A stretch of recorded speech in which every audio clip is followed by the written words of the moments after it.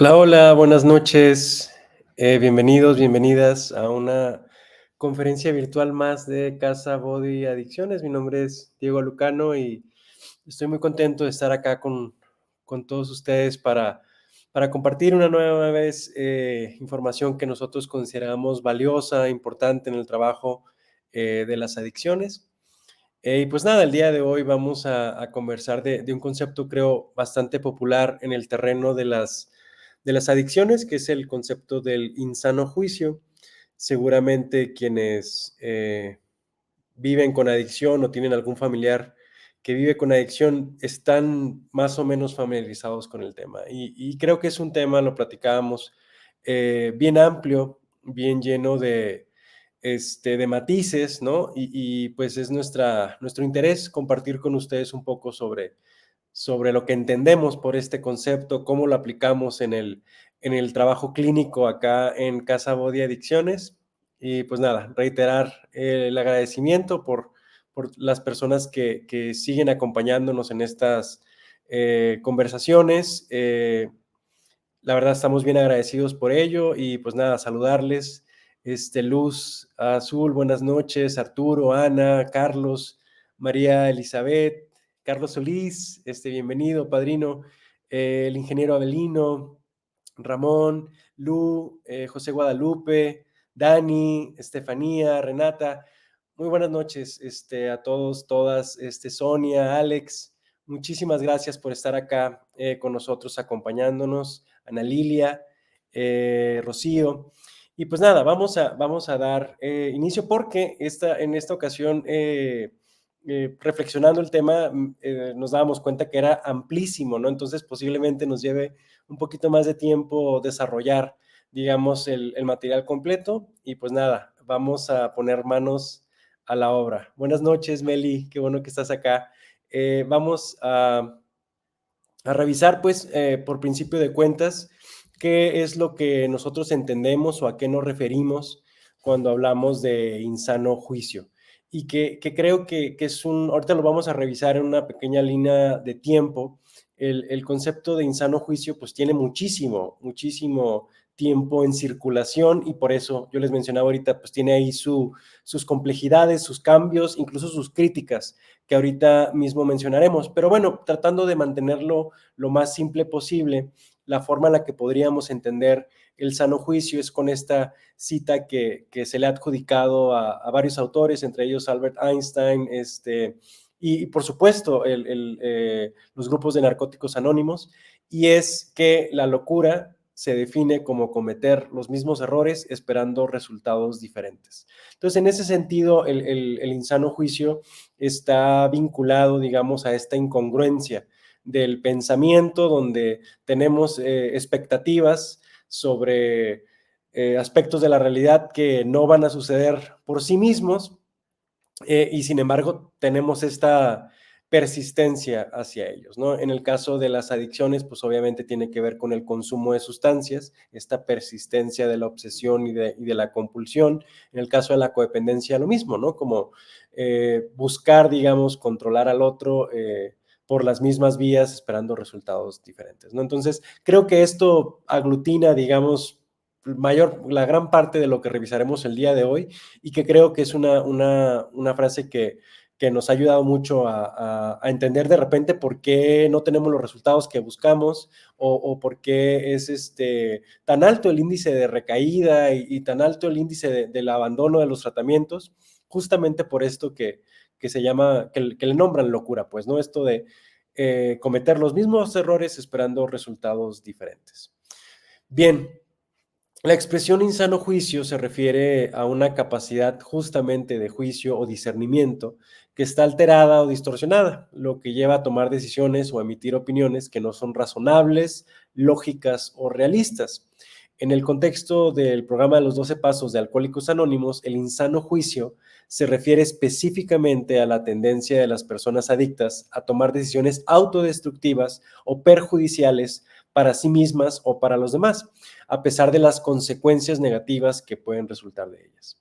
En ese sentido, el insano juicio se considera una característica común de la adicción, ya que las personas adictas pueden priorizar el consumo de sustancias o comportamientos adictivos por encima de su propia salud, relaciones y bienestar. Quienes están familiarizados con los fundadores de AA seguramente conocen la historia de Bill y él en su experiencia al tratar de entender el alcoholismo, hablaba de que él reconocía el daño que sufría a partir del abuso del alcohol, las consecuencias negativas que le traía el mismo, y sin embargo no podía parar. Para quienes no lo sepan, eh, Bill reconocía, digamos, su impotencia ante el alcohol y batalló un buen tiempo antes de poder parar su consumo porque no reconocía esta parte de obsesión y compulsión. Y decía, ¿por qué yo sé que tengo estos efectos en mi salud, en mi entorno, incluso su entorno familiar, que es bien sabido, era bastante caótico y de todas formas no podía parar?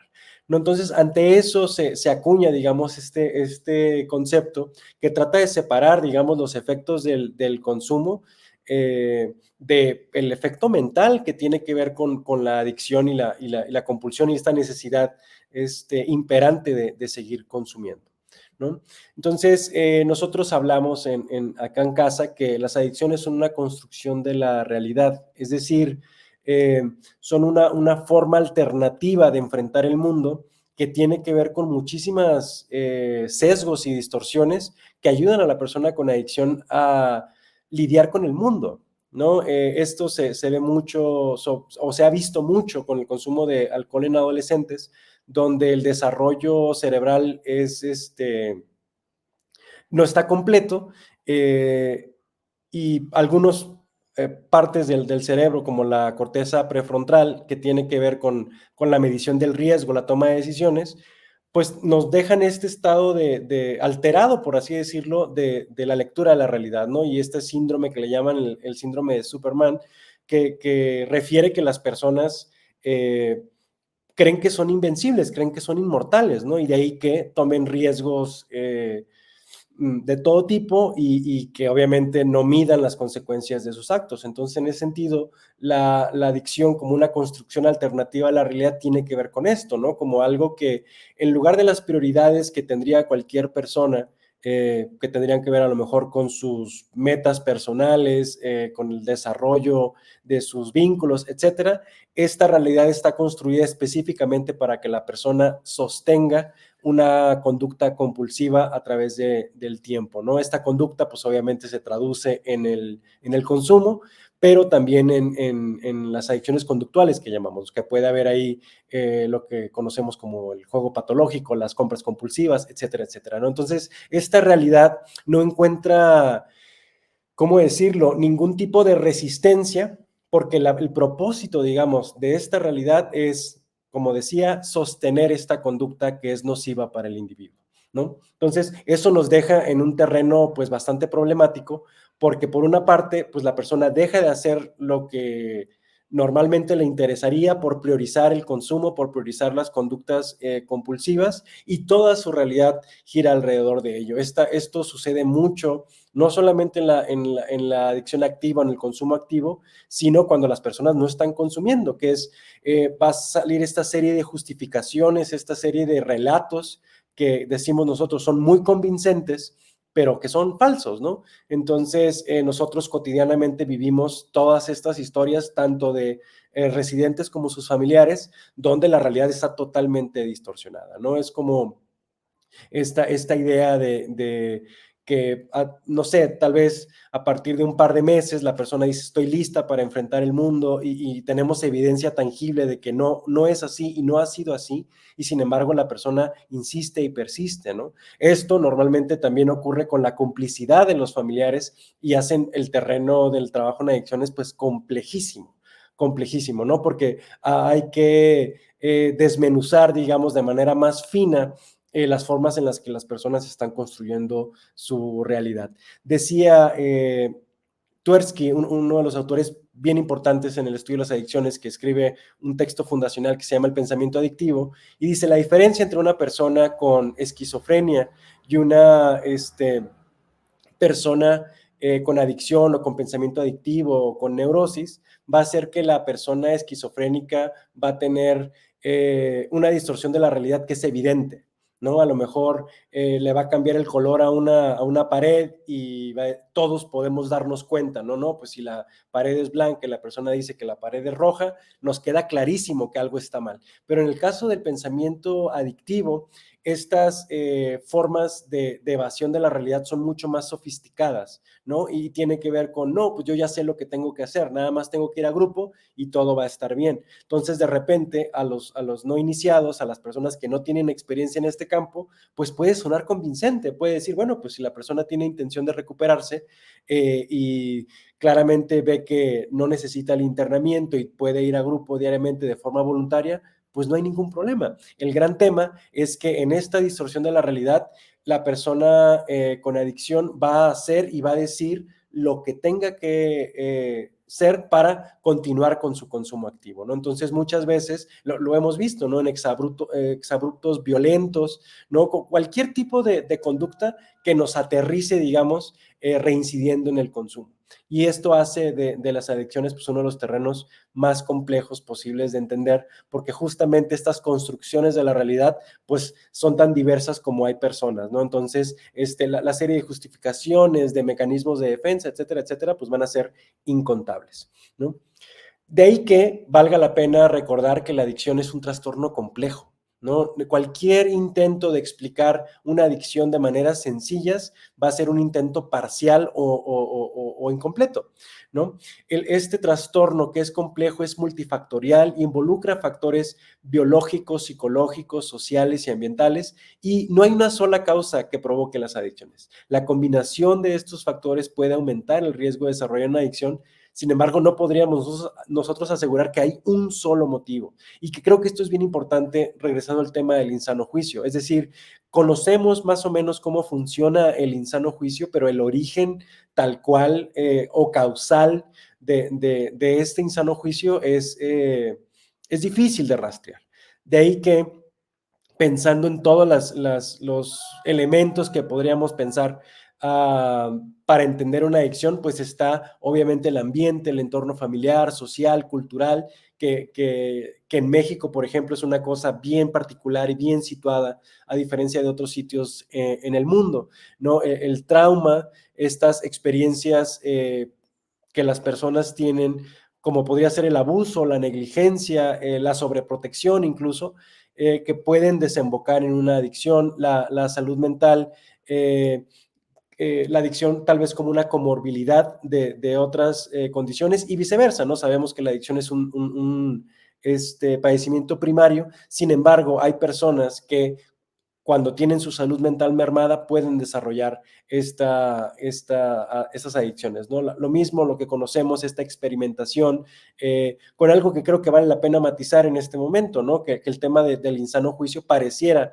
que es exclusivo de las personas con adicción, y algo que hemos establecido aquí varias veces es que el mundo en el que vivimos no necesariamente posee todas estas cualidades de sano juicio como para vivir en armonía todos juntos. Creo que lo mencionábamos en nuestra charla sobre mundo adicto, y que era que el mundo en el que vivimos en general, pues es un mundo obsesivo, es un mundo compulsivo, es un mundo que se vive desde el placer inmediato, ¿no? Entonces, creo que es bien importante reconocer que las adicciones no son un terreno de lo individual, son un terreno colectivo y pensando en el contexto amplio, pero también en el contexto concreto de las personas, como en su sistema familiar, donde pues todo esto se cocina, ¿no? Entonces, bueno, una parte de estos elementos podría ser la experimentación, la búsqueda de goce o placer, socialización, los cambios cerebrales que yo mencionaba ahorita, tienen que ver, sí, con el desarrollo cerebral de las personas, pero también lo obvio, ¿no? El uso repetido de sustancias adictivas, pues puede provocar cambios en el cerebro, que es otro gran tema aunado a todo esto que ya mencionábamos como las causas, ¿no? Una vez que se incide en el consumo, pues ya estamos también en un volado bien peligroso de los efectos posibles en el cerebro, ¿no?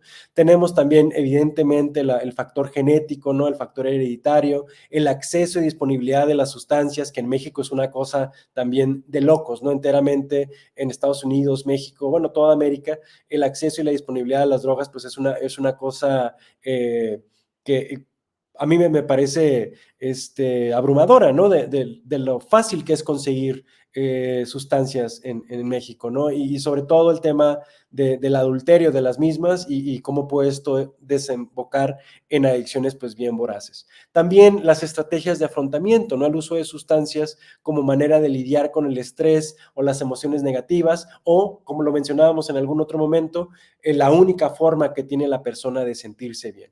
De hecho, muchas de estas consumo de sustancias tienen que ver con una especie de automedicación de las personas que a lo mejor viven algún estado de malestar, algún estado de inconveniencia emocional y que las drogas ayudan a afrontar esto, ¿no? Evidentemente, los factores sociales inmediatos, como yo mencionaba, la familia, la presión social de los pares, la falta de apoyo social y la isolación, el aislamiento como un factor primordial para el desarrollo de las adicciones. Esto a modo de recordatorio creo que es bien importante voltearlo a ver porque, de nuevo, no podemos simplificar el problema, no podemos tapar el sol con un dedo y pensar que con soluciones ahí facilonas, express, podemos atender un padecimiento tan complejo como puede ser la adicción.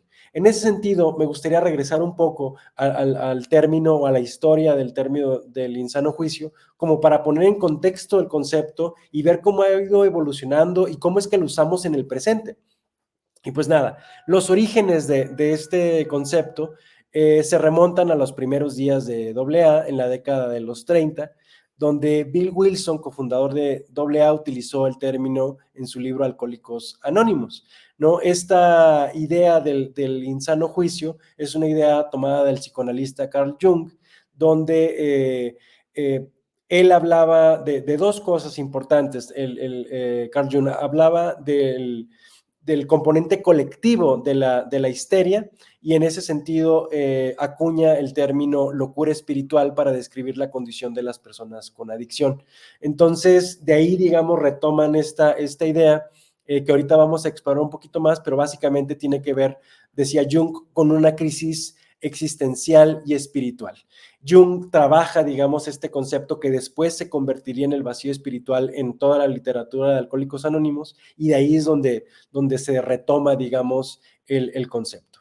En la década de los 40 y 50, el concepto de insano juicio se desarrolló más en la literatura y en las reuniones de AA. Se enfatizó la idea de que las personas adictas tienen una forma de locura, entre comillas, que las llevaba a tomar decisiones autodestructivas. Y esta es la reflexión que yo les comentaba ahorita de Bill, ¿no? Donde Bill decía, oye, es que no solamente es el consumo, sé que cuando consumo pasan muchas cosas, ¿no? Yo tiendo a ser violento, tiendo a ser impulsivo, pero una vez que dejo de tomar también hay algo que me está llevando a seguir consumiendo y a seguir teniendo estas tendencias destructivas, perdón. Y ahí es donde se ubica, digamos, lo que conocemos de manera coloquial, la locura.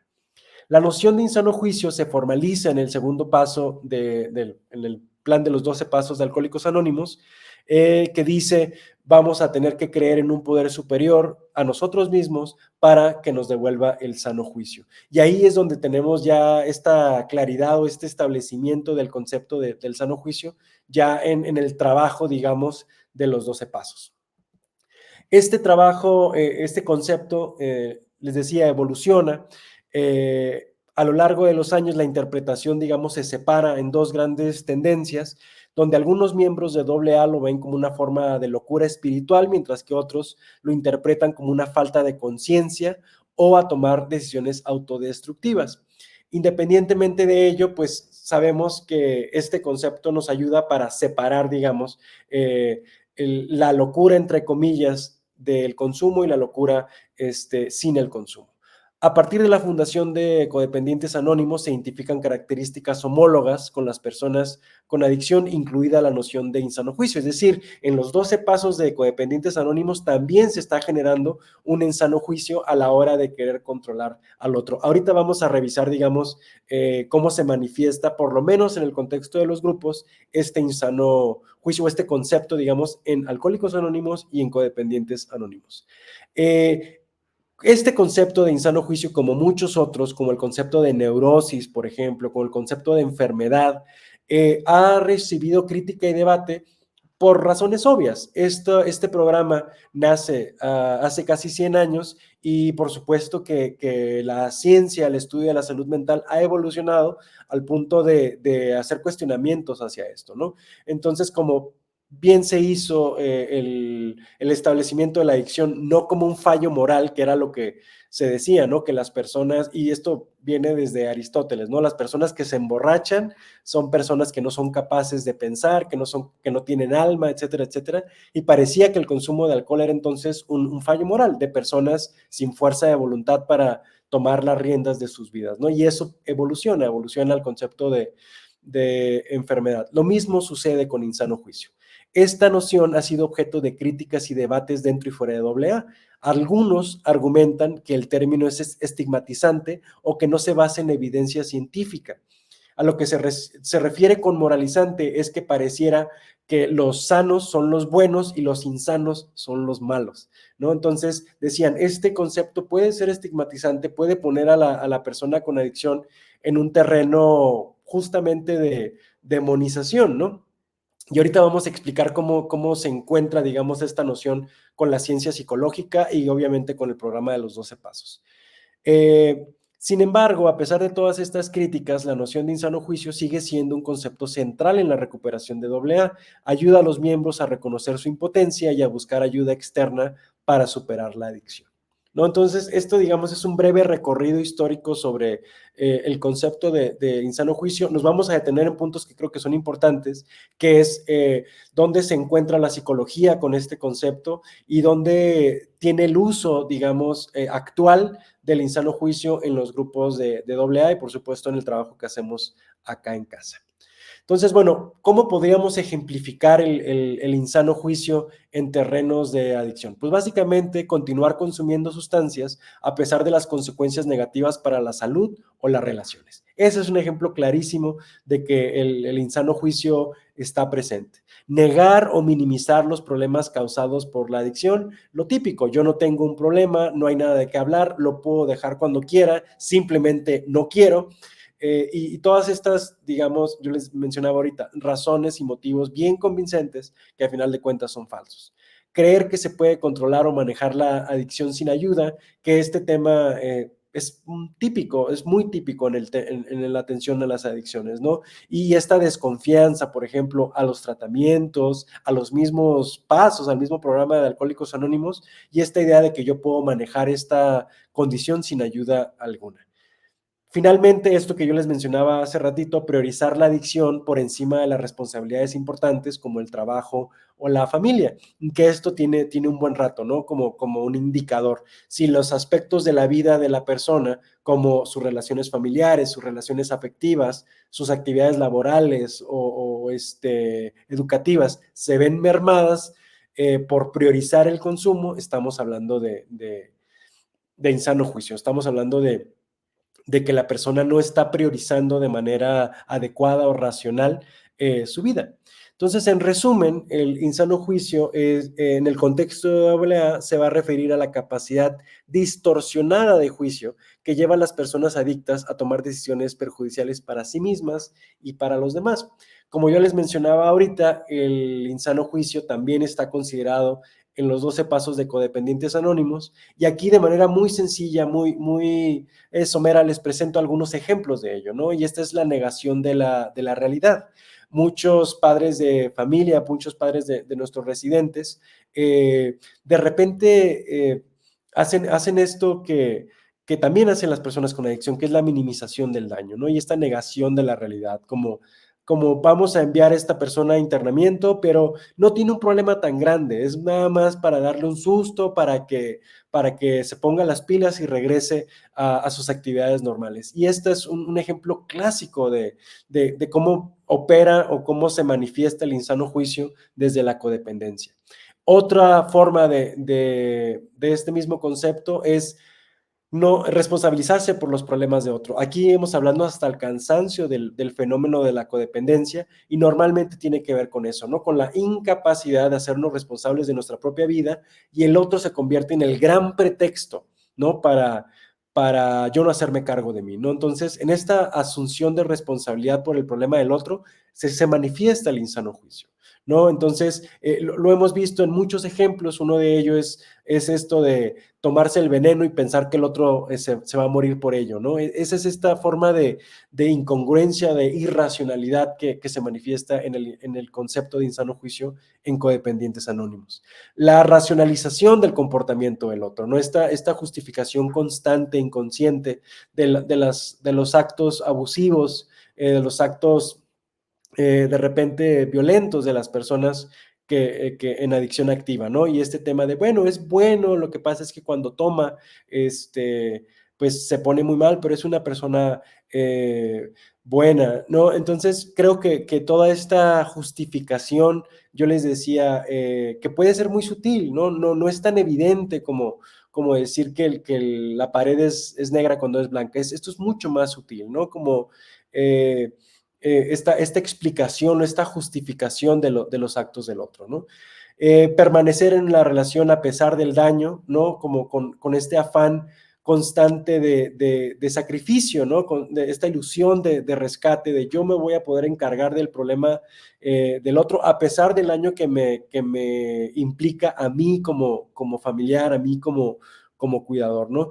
Obviamente este sacrificio va acompañado de control, una extensa necesidad lo hemos mencionado también en otras charlas, ¿no? Esta necesidad de saber si la persona ya comió, si ya fue al baño, si cuántas horas de sueño profundo tuvo en la noche, etcétera, etcétera, ¿no? Todo esto con la idea de que tenemos la posibilidad de cambiar lo que está en las manos del otro, ¿no? Entonces creo que son ejemplos que hemos revisado varias veces y que nos pueden ayudar a entender cómo funciona el insano juicio. Regresando a la frase esta del inicio, es pues querer controlar el consumo de la persona como una manera de controlar su vida, ¿no? Y que sucede mucho cuando nuestros residentes llegan a casa, ¿no? Yo les decía esto que de repente percibo, ¿no? Que pareciera que son una cosa averiada, ¿no? Son un coche descompuesto que necesita reparaciones y lo vamos a dejar ahí instalado en el taller un rato sin hacer nada al respecto, pues como si fuera una cosa la persona con adicción. Y que creo que ese es un tema bien interesante que podemos empezar a repensar, ¿no? Y decir, bueno, si reconocemos que la adicción es un trastorno complejo, que tiene su contexto, que tiene su historia, pues claro que habrá otras personas dentro de esa historia. No va a ser únicamente esta persona que porque sí decide consumir hasta la muerte. Pues no, hay cosas ahí involucradas. Y de repente parece una manifestación clarísima del insano juicio es esperar que mi hijo, mi hija, mi familiar cambie sus conductas obsesivas y compulsivas y yo no cambio nada para favorecer o propiciar ese tipo de movimientos, ¿no? Entonces, esa es una forma en la que personalmente a mí me ha tocado ver el insano juicio en las personas o los familiares de personas con adicción, ¿no? Este tema de yo me voy a quedar aquí instalado esperando a que ocurra el milagro y no voy a mover un dedo para que ocurra, ¿no? Entonces, lo mismo, ¿no? La locura de esperar que ocurran cosas distintas haciendo lo mismo. Bien, ¿cómo entendemos nosotros desde la psicología el insano juicio? El insano juicio de manera más precisa, de manera más situada desde la ciencia psicológica, normalmente se va a manifestar como la cognición distorsionada. Es decir, la tendencia a distorsionar o tergiversar la realidad, lo que lleva a tomar decisiones irracionales. Ahorita voy a mencionar, digamos, cómo las formas ¿Cuáles son algunas de las formas de cognición distorsionada? La otra son los sesgos cognitivos. Los sesgos cognitivos van a ser los patrones de pensamiento que llevan a errores en la toma de decisiones, como la negación, la minimización y la racionalización, que les mencionaba ahorita, pues es esta manera parcial o justamente sesgada de voltear a ver la realidad, ¿no? Y eso nos deja en un contexto de realidad totalmente distinta a la realidad tangible u objetiva. De igual manera, la psicología va a abarcar o va a comprender al insano juicio desde la neurobiología de las adicciones. La adicción puede alterar la función cerebral, especialmente en regiones relacionadas con la toma de decisiones, la recompensa y el control inhibitorio. Entonces, lo que típicamente hemos llamado insano juicio podría ser un efecto de química cerebral, especialmente de los sistemas de recompensa dopaminérgicos, donde hay distancias o diferencias de cómo la persona percibe el mundo. De igual manera, también desde la psicología de la motivación, la adicción puede estar relacionada con la búsqueda de gratificación instantánea y la evitación de estrés o el dolor, que esa es una parte como bien básica, digamos, de las adicciones que tiene que ver con la conducta directamente, ¿no? Con los estímulos y con las respuestas. Entonces, la adicción, digamos, se va a estar estimulando por el acceso a la gratificación instantánea o evitar la experiencia de emociones desagradables. Hay otra teoría que desde la psicología nos ayuda a entender la adicción, que es la teoría del aprendizaje social, que nos dice que la adicción puede ser influenciada por factores ambientales y sociales como la modelación y el refuerzo. Y era lo que veíamos ahorita con el tema del grupo de iguales, el acceso a las drogas, etcétera, etcétera. De igual forma, los trastornos de personalidad, como podría ser el trastorno antisocial, el trastorno límite, pueden estar relacionados con la adicción y obviamente con el insano juicio. Es decir, si nos detenemos a pensar un poco, pues, insisto, se reitera una vez más que esto que nosotros entendemos de manera general como insano juicio, pues es algo que está estudiado y ampliamente y con matices bien específicos, por lo menos desde la psicología. Lo que nosotros hacemos acá en Casa Body, pues es obviamente tener en consideración qué es lo que construye o qué es lo que articula el insano juicio de nuestros residentes. Y yo les decía, no todos los juicios insanos son similares. Si bien todos reiteran las conductas autodestructivas o de evasión o de minimización, cada persona es distinta y experimenta estos fenómenos de forma diferente. Como un ejemplo, solamente voy a mencionar esto de manera muy breve, pero es un ejemplo de cómo se estudia desde una perspectiva científica el tema del insano juicio. Si bien esta crítica que decían ahorita parece que va a estigmatizar a la persona y no hay un sustento científico para hacerlo, el estudio de las distorsiones cognitivas, por lo menos desde la perspectiva cognitivo-conductual, nos da una lista bien precisa de cómo es que las personas pueden manifestar esta sesgo de la realidad a partir de lo que la gente piensa, ¿no? Entonces, en general, voy a mencionar las distorsiones más comunes y los ejemplos que vemos en las adicciones como para dar contexto de cómo este concepto sigue teniendo muchísima vigencia y utilidad en el trabajo terapéutico. Las personas tienen el pensamiento de todo o nada, ver las cosas en términos absolutos, sin grises, ¿no? Entonces, esta es la idea de si no soy el primero, soy el último. Por eso es tan importante esta combinación, digamos, del programa de los 12 pasos y la ciencia psicológica, porque una de las herramientas más importantes para neutralizar estas distorsiones o como para reestructurar cognitivamente el pensamiento de nuestros residentes es la aplicación de los principios espirituales, ¿no? Este tema de todo o nada se va a ir matizando con varias de las herramientas básicas de Alcohólicos Anónimos. Una de ellas es aprender a vivir en periodos cortos de tiempo, cada 24 horas cuando es posible y de repente pues cada hora, cada minuto, cada segundo. ¿No? Entonces, decir, muchas personas llegan a casa a lo mejor recaídas, a lo mejor con muchas dificultades emocionales y decir, no, pues mi vida está arruinada, no hay nada que hacer, ¿no? Entonces, o de repente algunos de ellos se frustran y dicen, ¿sabes qué? Pues ya no quiero continuar con el tratamiento porque no ha servido para nada de lo que he hecho, ¿no? Entonces, estos términos absolutos se matizan a través de las herramientas espirituales donde la persona puede tener, digamos, maneras de confrontar este pensamiento distorsionado a través de la realidad y a través de la compañía de sus compañeros y compañeras, eh, utilizando y aplicando los principios espirituales. Así como pongo este ejemplo con esta distorsión, son todas las demás, ¿no? La generalización excesiva, sacar conclusiones generales a partir de un solo evento o experiencia. Por ejemplo, un ejemplo de generalización excesiva es cuando una persona logra no consumir un fin de semana y dice, bueno, si no consumí este fin de semana significa que no voy a consumir nunca, si así lo decido. Y esta es una generalización que es una conclusión pues que no está basada en evidencia, está basada en una sola evento. Lo mismo pasa con una persona que va a trabajar, por ejemplo, ¿no? Dice, no, pues ¿sabes qué? Pude trabajar una semana sí, y no se me antojó drogarme y no tuve incidentes, eso significa que estoy listo, que estoy lista para irme. Y obviamente pues esta es una distorsión que pone en riesgo literal la vida de la persona, ¿no? La abstracción selectiva es enfocarse en un aspecto negativo e ignorar el resto. El razonamiento emocional, que es una de las distorsiones más comunes, que es cuando creemos que los sentimientos son la realidad, ¿no? Si yo me siento solo, es porque estoy solo, ¿no? Si yo me siento triste, es porque el mundo está construido para que yo esté triste. Entonces, una de las herramientas que nosotros utilizamos para neutralizar esta distorsión es justamente hablar de que las emociones son reales, pero no son la realidad, ¿no? A lo mejor yo me puedo sentir desoladísimo, totalmente devastado o incluso eufórico, ¿no? Decir, no, pues pude trabajar una semana, entonces eso significa que esta felicidad de este momento va a durar para siempre y pues no funciona así, ¿no?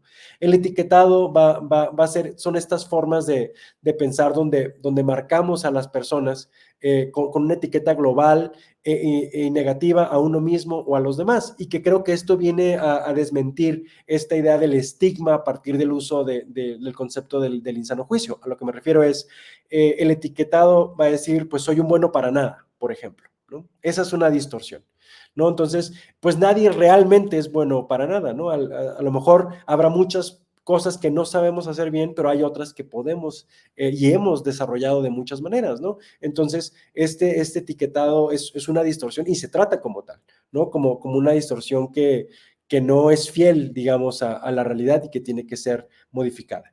Lo mismo con la personalización, que es una distorsión que básicamente se trata de tomarnos todo personal, ¿no? Entonces, a lo mejor si pasó la mosca, pues yo asumo que la mosca pasó para molestarme, para insultarme, ¿no? Y es esta creencia de que los eventos son el resultado de las propias acciones o características, y pues rara vez es el caso. Obviamente, esta distorsión acompañada de sustancias, como pueden ser el cristal, ¿no? Pues obviamente exacerban la distorsión a terrenos, pues ya que ponen en riesgo en la vida de las personas, pensando a lo mejor en las psicosis, pensando en los delirios, ¿no? Donde la persona pues está experimentando corporalmente pues emociones súper desagradables que no están conectadas con la realidad.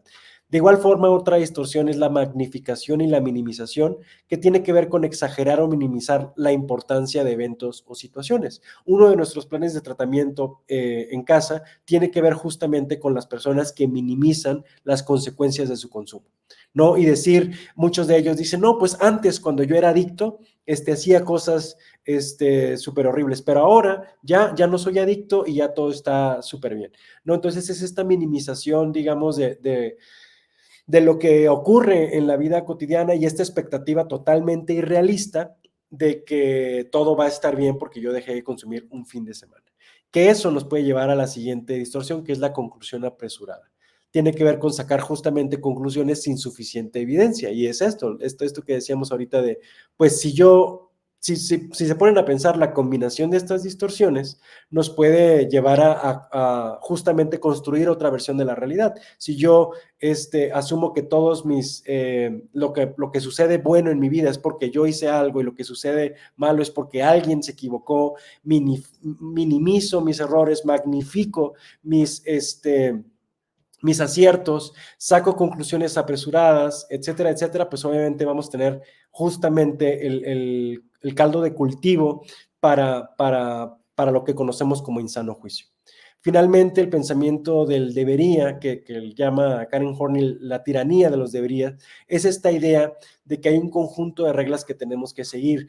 Ahí es donde muchas personas con adicción sufren, porque muchos o la mayoría de nuestros residentes han fracasado en cumplir las expectativas de sus familiares, ¿no? Entonces, esta distorsión es una distorsión que dice, pues yo tengo que ser el hijo pródigo, tengo que ser el hijo favorito de mi familiar, y por lo tanto, pues tengo que enfocar mi vida a satisfacerles. Cuando eso no ocurre, pues obviamente hay una crisis, y esa crisis normalmente desemboca en adicción. Lo mismo sucede con la codependencia, donde uno dice, tengo que ser el papá, la mamá perfecta, y esta distorsión me hace que yo tome las riendas de la vida de mi hijo, le resuelva, no lo haga responsable de las consecuencias de sus actos, etcétera, etcétera. Y finalmente, una de las distorsiones más comunes que tiene que ver con las expectativas mórbidas, y es la distorsión de la catastrofización, que tiene que ver con la predicción de resultados catastróficos sin evidencia alguna. No teníamos un residente que cada que tocaban el timbre de la casa, él empezaba a tener palpitaciones y sudoración porque pensaba que le venían a avisar que sus padres habían muerto. ¿No? Entonces no había ningún tipo de evidencia que le hiciera pensar eso, no había nada por el estilo, pero él estaba bien convencido, ¿no? Otro de nuestros residentes estaba después de una visita, y sus familiares se retiran, y él dice, es que algo les pasó y necesito que se comuniquen con ellos y que me digan que todo está bien, y tiene que ver con esta expectativa de que algo va a salir súper mal, y sin embargo no tenemos ninguna evidencia. Si se dan cuenta, estas distorsiones ocurren con una persona que consume o que no consume. Les mencionaba ahorita, cuando las personas están en consumo activo, estas distorsiones obviamente se van a exacerbar. Sin embargo, hablando del tema del insano juicio, pues esto ocurre en adicción activa e incluso cuando las personas dejan de consumir. Lo mismo ocurre para personas adictas y personas no adictas, que creo que es importante reconocer o reiterar que esta noción de insano juicio abarca mucho más que el terreno de las adicciones. Bien, ahora me gustaría enfocarme a la segunda parte del trabajo con el insano juicio, que tiene que ver con el programa de los 12 pasos. Básicamente, la forma en la que se trabaja el insano juicio desde estos pasos es que el insano juicio es un obstáculo clave para admitir la impotencia, la ingobernabilidad, y superarlo es esencial para avanzar en el proceso de recuperación en el programa de los 12 pasos. El primer paso nos dice que admitimos que éramos impotentes ante el alcohol y que nuestras vidas se habían vuelto ingobernables. Entonces, una forma de obstáculo para esta admisión tiene que ver con el insano juicio, pero no solamente eso. Una vez que la persona puede admitir que es impotente ante el alcohol, queda suelta, digamos, este tentáculo de la ingobernabilidad.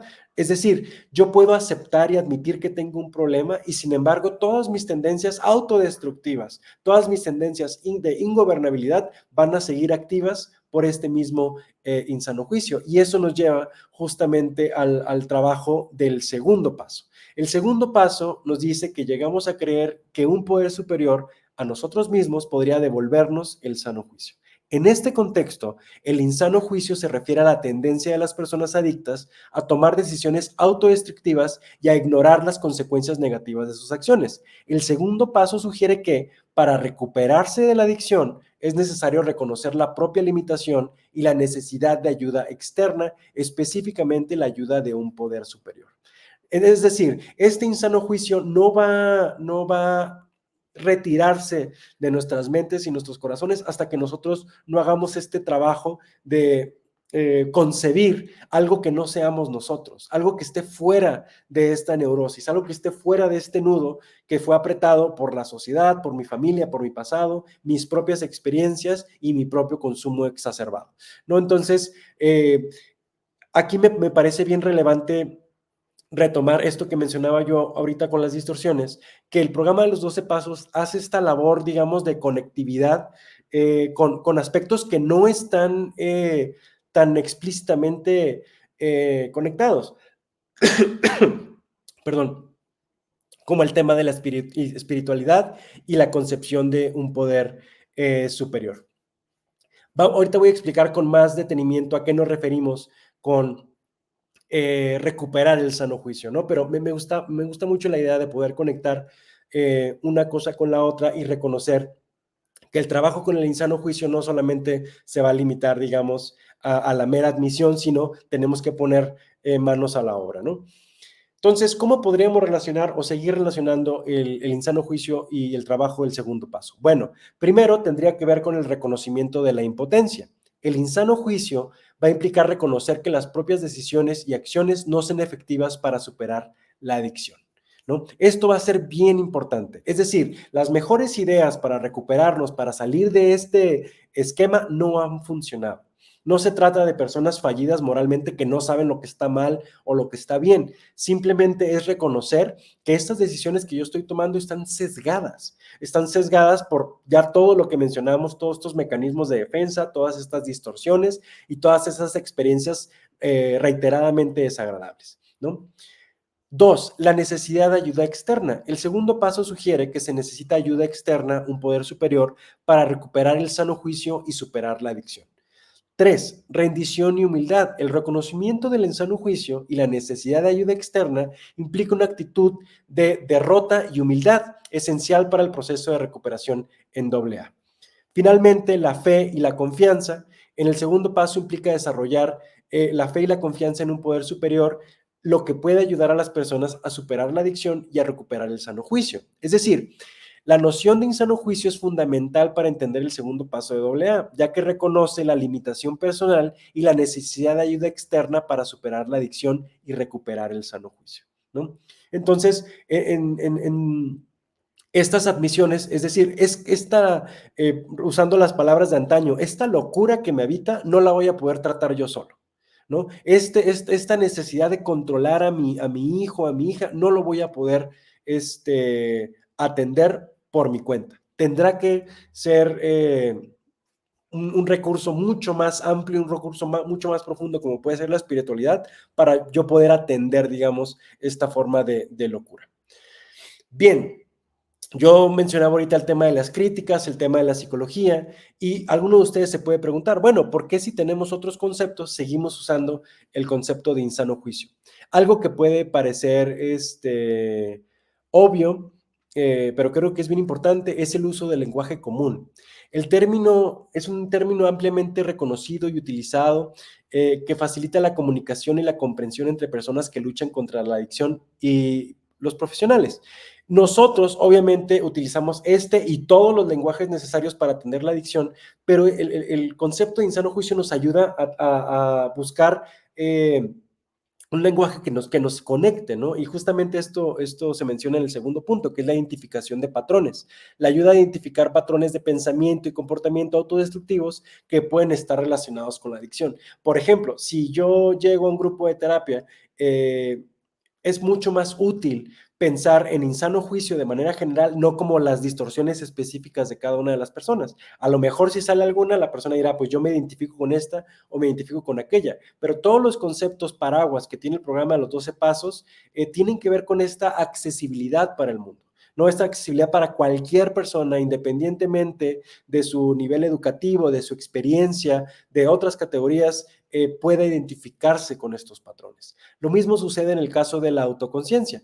Puede fomentar la autoconciencia y la reflexión de las personas que luchan contra la adicción, ayudándoles a reconocer sus propios patrones de pensamiento y de comportamiento. Igual hace un enfoque en la responsabilidad personal. Aunque puede ser problemático, el concepto de insano juicio también puede enfatizar la importancia de la responsabilidad personal en el proceso de recuperación. Es decir, nosotros somos los responsables de esta situación. No somos los culpables, no somos los que originan o articulan la adicción, pero sí somos quienes tenemos el poder, digamos, de hacer algo al respecto.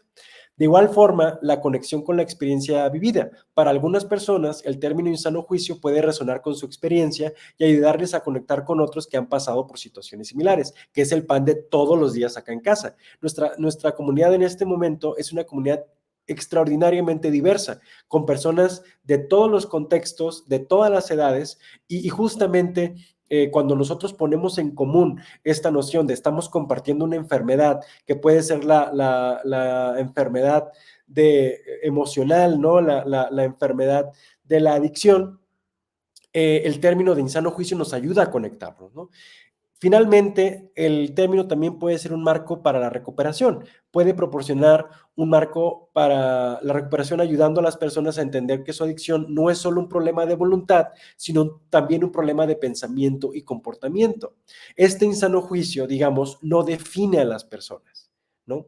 Por momentos en la vida determina sus actos. Sin embargo, no se apodera enteramente de la identidad. Y por eso es importante distinguir, digamos, uno del otro, ¿no? Porque si no, nos quedamos en este terreno donde la persona está enferma y no hay nada que hacer, no hay nada que moverle, pues, ¿no? Entonces, en el marco de la recuperación, nos puede ayudar a decir, bueno, mi propósito es salir de este insano juicio para entrar en un terreno de sano juicio, ¿no? Entonces, por eso creo que sigue siendo bien útil utilizar este concepto para pensar la enfermedad. Bien, empecemos a acotar la información para ir cerrando. ¿Qué hacemos si queremos cambiar el insano juicio? Obviamente, rastreamos algunos de los posibles orígenes, rastreamos una forma en la que se manifiestan estos insanos juicios, pero ¿qué podríamos hacer al respecto? Bueno, el sano juicio va a ser una combinación de una exhaustiva revisión personal, espiritual y colectiva que tenga que ver con la conciencia, la autoconciencia, la conciencia de uno mismo, relacionada a reconocer y aceptar nuestras fortalezas, nuestras debilidades, nuestros valores y objetivos. El sano juicio tiene que ver con honestidad, que es el valor primordial del primer paso y que desde mi punto de vista es el valor más importante de todos en la recuperación. Se trata de ser honesto con nosotros mismos y con las demás personas sobre nuestros pensamientos, sentimientos y acciones. El sano juicio va a implicar responsabilidad, que es asumir, obviamente, las consecuencias de nuestros actos y nuestras decisiones. El sano juicio va a implicar la apertura a la ayuda, estar dispuesto a recibir ayuda y a apoyo de otros, incluyendo al padrino, compañeros de AA y profesionales de la salud. En esta parte de la ayuda, de la apertura a recibir ayuda, es donde hay muchísima resistencia. A lo mejor muchas personas desde la autosuficiencia, que es un concepto también básico de cómo distorsionamos o evadimos la realidad, decimos, pues yo soy responsable de esto y no necesito ayuda de nadie. Y esta apertura siempre va a ser un indicador clave del sano juicio, ¿no? Muchas personas residentes, cuando conversamos sobre el tema, decían, oye, pues, ¿cómo puedo notar yo si mi insano juicio está moviéndose a un sano juicio? Y yo les comparto esto, ¿no? Como qué tan capaz soy de abrirme a la ayuda al día de hoy, qué tan capaz soy de ser receptivo a lo que me dicen, incluso cuando es incómodo o inconveniente hacia mis deseos personales. Muchas personas dicen, yo ya estoy listo, ya estuvo, no quiero estar aquí, y qué evidencia me van a dar para decirme que no estoy listo, ¿no? Como desde esta, ¿cómo decirlo? Pues reactividad, ¿no? Desde esas confrontaciones. Y normalmente, pues la respuesta es la misma, ¿no? Como, pues no estás dispuesto a escuchar, ¿no? No estás dispuesto a escuchar las sugerencias, no estás dispuesto a atender ideas de la realidad que no sean las tuyas. Y eso ya es un foco rojísimo a la hora de trabajar con insano juicio. Obviamente, esta apertura va a estar vinculada al principio de la humildad, que es reconocer nuestras propias limitaciones y estar dispuestos a pedir ayudas y aprender de los demás. Algo que yo les comparto mucho a nuestros residentes es que esta apertura y esta humildad tendrán que ver con confianza, ¿no? No con evidencia, no hablábamos la última vez que me tocó participar en este ciclo de las promesas de AA y era, pues estas promesas no son garantías, pero bueno, si uno sigue al pie de la letra del programa y confía, ejecuta, practica estos principios, pues la cosa es bien distinta, ¿no? Entonces, muchos de las personas que intentan recuperarse no logran hacerlo justamente por la ausencia de estos principios que tienen que ver con la honestidad, la humildad y la receptividad. De igual forma, una manifestación del sano juicio va a ser el crecimiento espiritual.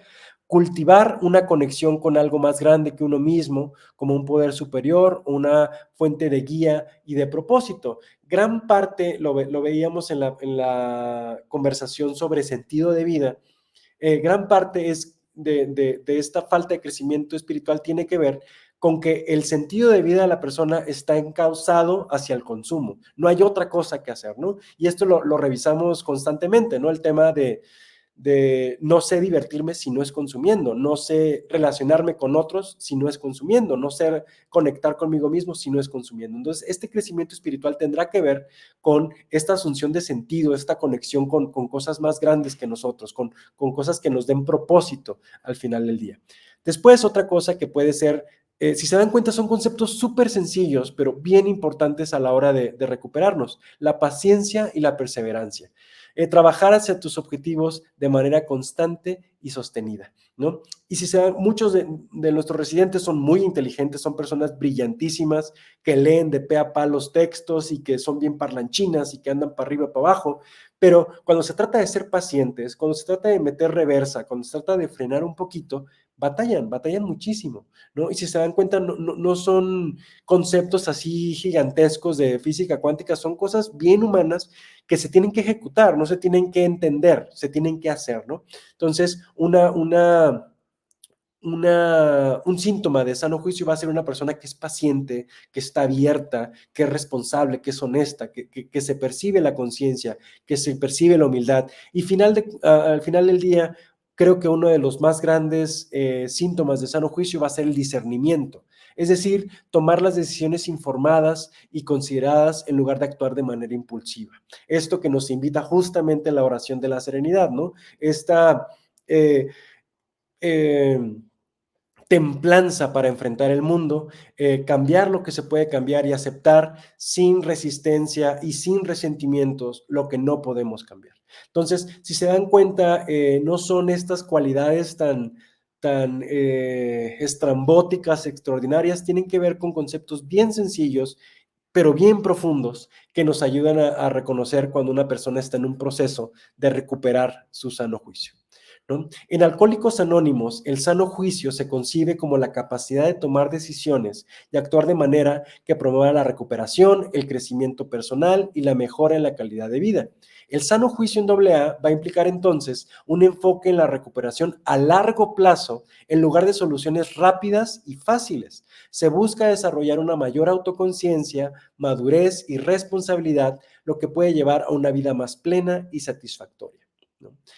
Creo que el gran tema con el sano juicio es que es terriblemente difícil para las personas con adicción, especialmente porque implica este enfoque de recuperación a largo plazo. No hace sentido para muchos, ¿no? No hace sentido incluso para los mismos padres de familia, ¿no? La mayoría de nosotros queremos algo express y fácil, ¿no? Y ahí es donde pues muchos procesos se van a la basura, ¿no? Y creo que es rudo que lo mencione de esa manera, pero pienso que se trata justo de esto, ¿no? De una persona que empieza a aplicar o a conocer estos principios, intenta aplicarlos y de tajo se cortan los procesos, ya sea por el autoengaño de la persona usuaria o por la facilitación y la codependencia de sus familiares y nos deja en un terreno pues terriblemente frustrante porque pues es trabajo que justamente requiere de mantenimiento, ¿no? Y que no puede sujetarse, digamos, a los atajos o a las expectativas de satisfacción inmediata, que, insisto, no solamente tienen las personas con adicción, sino con el mundo entero en el que vivimos. Y pues nada, esta es la información que quería traerles el día de hoy. A mí me interesa mucho seguir pensando y reflexionando los conceptos. Obviamente, si hay alguna duda, les gustaría ahondar en algún tipo de concepto que mencioné acá, yo encantado de retomarlo. Y pues nada, nos veremos acá en 2 semanas más para una conferencia virtual más de Casa Body Adicciones. Les agradezco muchísimo el favor de su atención. Y por acá nos estaremos viendo. Que la pasen muy bonito y pues espero haya sido de utilidad el material. Que estén muy bien. Bonita noche.